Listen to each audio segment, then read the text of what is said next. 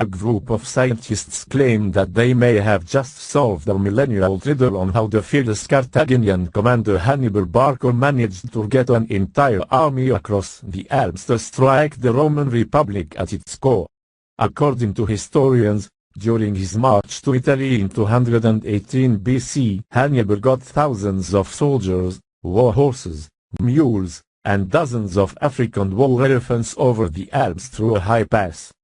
The move took Romans by surprise, since they thought that the Alps would shield them from foreign invasions.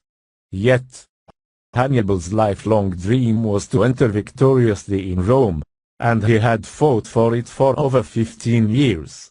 His boldness has puzzled not only Romans, but historians, artists, and writers too. And historians have debated ever since over the exact snowy path followed by the military commander's army of crazed elephants. But a group of researchers believe that they have just solved the mystery. For nearly 2 decades, Bill Mahoney of York University in Canada and his team have looked for Hannibal's path.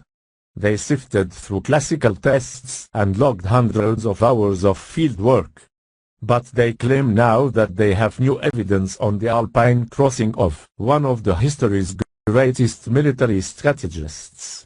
Classical texts show that the crossing was not easy, and the general lost many men and animals due to ambushes from mountain tribes and the steep trails on the Italian side.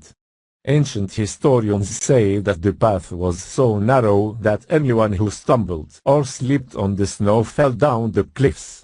Some historians also noted that the pass was too narrow for large animals to pass, so they were not quite sure how the general got his elephants across.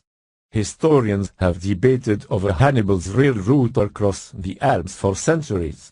Some historians believe that the army crossed the Alps through 2 northerly passes over 6,500 feet high.